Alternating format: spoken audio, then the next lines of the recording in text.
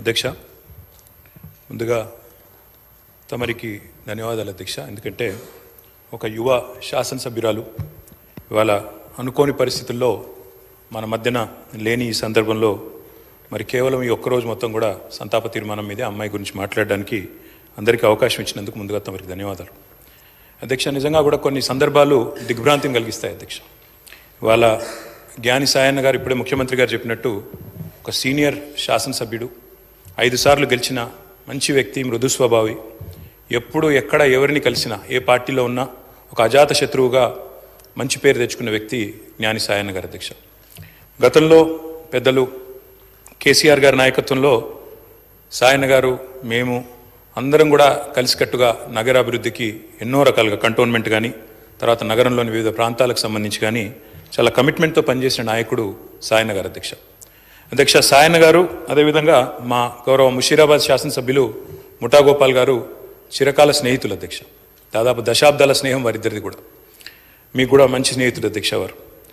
నాకు బాగా గుర్తున్న సందర్భం అధ్యక్ష, 2015వ సంవత్సరం ఆనాడు జిహెచ్ఎంసీ ఎలక్షన్స్ వచ్చినప్పుడు సాయన్న గారు కోరిన ఒకే ఒక్క కోరిక, నేను కవాడిగూడ నుండి లాస్యానందిత గారిని నేను కార్పొరేటర్గా చూడాలనుకుంటా ఉన్నాను, మా మిత్రుడు గోపాల్ గారు కూడా పూర్తిగా మద్దతుగా ఉన్నారని చెప్పి మొదటిసారి ఆ రోజు వచ్చి అడిగితే కేసీఆర్ గారు కాదనకుండా వెంటనే అమ్మాయికి ఒక మంచి భవిష్యత్తున్న నాయకురాలు, మంచి యంగ్ లీడర్గా బాగా చదువుకున్న అమ్మాయి, మంచి అవకాశం ఇవ్వాలన్న ఉద్దేశంతో ఆనాడు కవాడిగూడ నుంచి కార్పొరేటర్గా గెలిపించుకోవడం జరిగింది అధ్యక్ష.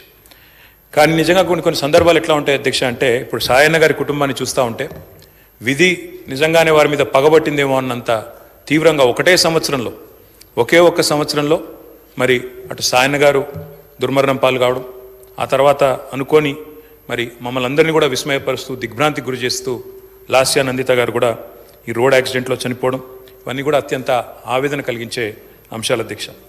ఒకటే ఏడాది లోపల అటు తండ్రి ఇటు కూతురు చనిపోవడం అంటే ఆ కుటుంబంలో ఎంత విషాదం ఉంటుందో మనం ఊహించవచ్చు అధ్యక్ష. కానీ చాలా చురుకైన అమ్మాయి అధ్యక్ష. ఆనాడు కార్పొరేటర్గా జిహెచ్ఎంసీలో పనిచేసిన, తదనంతరం సాయన్న గారు కొంత ఆరోగ్యం బాగలేకుండా అధ్యక్ష, బాగా డయాబెటీస్ ఎక్కువై చివరికి లెగ్ యాంపిటేట్ చేయాల్సిన పరిస్థితి వచ్చినప్పుడు కూడా ఒకవైపు నందిత మరొక వైపు నివేదిత, ఇద్దరు అమ్మాయిలు పాపం ఆయనతో ఎల్లవేళలా ఎక్కడికి ఏదైనా మీటింగ్కి వచ్చినా, ఆఫీస్కి పోయినా, మంత్రులను కలిసేదున్నా లేదా అధికారులను కలిసేదున్నా ఇద్దరు అమ్మాయిలు కుడి భుజం ఎడమ భుజం మాదిరిగా ఆయనకి రెండు వైపులా ఉండి తీసుకొని పోయేవాళ్ళు అధ్యక్ష. మా దగ్గర కూడా చాలాసార్లు ముగ్గురు కలిసే వచ్చేది.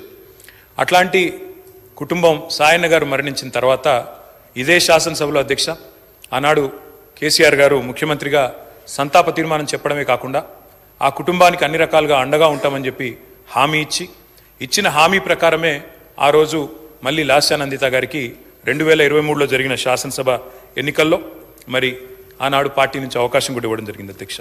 ఇప్పుడే ముఖ్యమంత్రి గారు చెప్పినట్టు కంటోన్మెంట్లో సాయన్న గారు చేసిన సేవ, రాజకీయాలకు అతీతంగా కలిసి ఉండే మంచి వ్యక్తిత్వం, ఎన్నింటి వల్ల నందిత గారికి కూడా తప్పకుండా తండ్రి గారి ఆశీస్సులతో పార్టీ అండతో బ్రహ్మాండమైన మెజారిటీతో అమ్మాయి కూడా గెలిచింది అధ్యక్ష.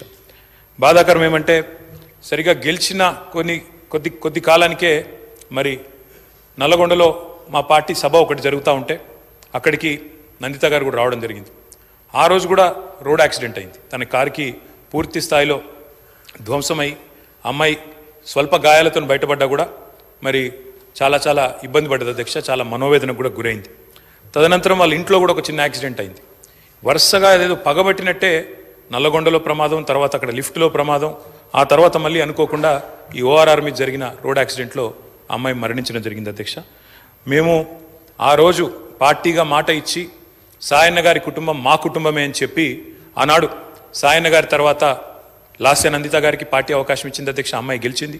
దురదృష్టవశాత్తు ఏడాది లోపలే అమ్మాయి మరణిస్తే తిరిగి వారి సోదరి నివేదిత గారికి మొన్న జరిగిన ఉప ఎన్నికల్లో కూడా అవకాశం ఇచ్చింది అధ్యక్ష పార్టీ నాయకత్వం, కేసీఆర్ గారు. కానీ దురదృష్టం ఉప ఎన్నికల్లో మొన్న మా పార్టీ ఓటమి పాల్గొవడం జరిగింది అధ్యక్ష. నిజంగా కల్లో కూడా అనుకోలేదు. చురుకైన ఒక నాయకురాలు, మంచి వ్యక్తిత్వం, మంచి విద్యార్హతలు కలిగిన ఒక మహిళ ఈ శాసనసభలో అడుగుపెట్టిందని చెప్పి సంతోషపడ్డాం. భవిష్యత్తు ఉజ్వలంగా ఉంటుంది అమ్మాయికి అని చెప్పి ఆశించినాం. కానీ ఇదే సభలో ఆమె అడుగుపెట్టిన కొద్ది కాలానికే సంతాప తీర్మానం మీద మాట్లాడాల్సి వస్తుందనే ఆవేదన మాత్రం మా సభ్యులందరికీ ఉంది అధ్యక్ష. వారందరి మనోవేదన, ముఖ్యంగా మా గోపాలన్న గురించి అయితే ఆయన ఎంత బాధపడ్డారో నేను కళ్ళారా చూసిన అధ్యక్ష. అందుకే ఇలాంటి క్లిష్ట పరిస్థితుల్లో సాయన్న గారి మరణం తర్వాత మేమందరం కూడా ఆ కుటుంబానికి అండగా నిలబడాలని పార్టీగా నిర్ణయం తీసుకున్నాం. తర్వాత నందిత గారు, తర్వాత ఇప్పుడు నివేదిత గారు, వారి కుటుంబానికి ఈ రోజు అయితే కాదు అధ్యక్ష, భవిష్యత్తులో కూడా సంపూర్ణంగా అండగా ఉంటాం. ఈ సంతాప తీర్మానాన్ని పూర్తిగా బలపరుస్తూ ఆ కుటుంబానికి మనోధైర్యం భగవంతుడు ప్రసాదించాలని, లాస్యా నందిత గారి ఆత్మకు శాంతి చేకూరాలని ప్రార్థిస్తా ఉన్నాను అధ్యక్ష.